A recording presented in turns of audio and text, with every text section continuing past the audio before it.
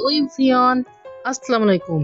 তো সবাই চায় যে পিঠেগুলো এরকম অসংখ্য ছিদ্রযুক্ত হবে। তো আজকে তোমাদের সাথে শেয়ার করবো হচ্ছে অসংখ্য ছিদ্রযুক্ত চিতই পিঠার রেসিপি। তো যারা নতুন তারাও কিন্তু এরকম অসংখ্য ছিদ্রযুক্ত চিতই পিঠা বাসায় বানাতে পারবে। তো বিলিভ মি গাইজ, আমি কিন্তু চিতই পিঠা বানাতে পারতাম না। তো আমি একটা আপুর কাছ থেকে পিঠে বানানোটা শিখছি। আশা করি তোমরা কিন্তু পারবে। তো ভিডিওটা শেষ পর্যন্ত দেখবা।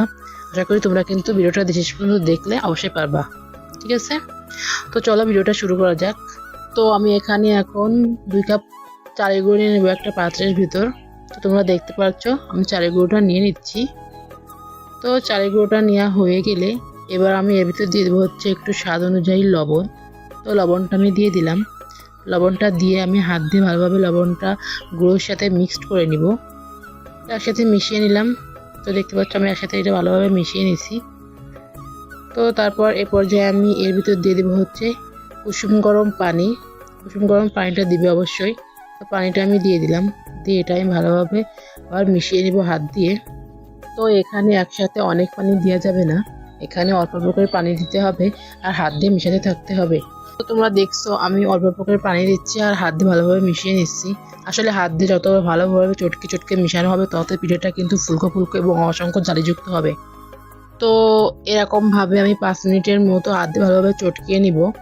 তারপর 5 মিনিট পর আমি এটাকে ঢাকনা দিয়ে 10 মিনিটের জন্য রেখে দিব। তো গাইস দেখতে পাচ্ছ তোমরা, এখানে আমি 10 মিনিটের মধ্যে রেখে দিব ঢাকনা দিয়ে।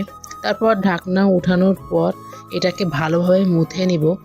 তো এই মিশ্রণটা যত ভালোভাবে মুথে নেওয়া হবে ততই কিন্তু পিঠাটা ভালো হবে গাইস। তো এরকমভাবে আমি 10 মিনিটের মতো মুথে নিব। এই পর্যায়ে মুথে নেওয়া শেষ হয়ে গেলে আমি আবারও কুসুম গরম পানি দিয়ে দিব এবং এখানে অল্প অল্প করে কুসুম গরম পানি দেব এবং হাত দিয়ে ভালোভাবে চটকে নিব।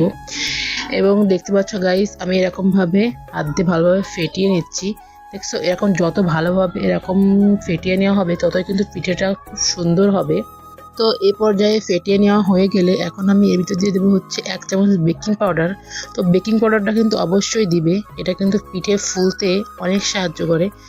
বেকিং পাউডারটা দিয়ে আমি এটা ভালোভাবে আবার মিশিয়ে নিব একটা চামচ দিয়ে। তো গাইস দেখতে পাচ্ছ আমি ভালোভাবে মিশিয়ে নিচ্ছি। তো এখানে আমার ব্যাটারটা তৈরি হয়ে গেছে এবং ব্যাটারের ঘনত্বটা ঠিক আমি এরকম রাখছি, পাতলাও না বেশি ঘনও না, মাঝামাঝি রাখছি।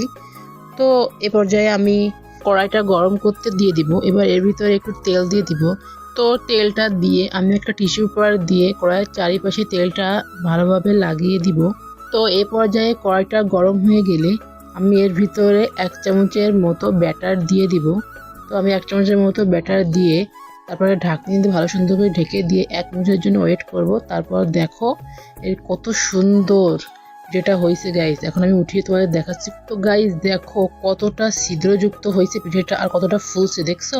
তো তোমরা এরকম সুন্দর পিঠে কিন্তু বাড়িতে বসে গ্যাসে বানিয়ে ফেলতে পারবে। তো পিঠেটার ফাইনাল লুক দেখো। তো আমি অনেকগুলো পিঠে বানিয়েছি। তো পিঠেগুলো কিন্তু একটা মিস জানি, সবগুলো কিন্তু অসংখ্য ছিদ্রযুক্ত হয়েছে আরও খুব নরম হয়েছে কিন্তু গাইস পিঠেগুলো। তো গাইস দেখো পিঠেগুলো কতটা সুন্দর হয়েছে। আমি কিন্তু ভাবতে পারিনি যে আমি কিন্তু এই পিঠেটা প্রথমেই বানালাম না, তোমাদের সাথে শেয়ার করলাম।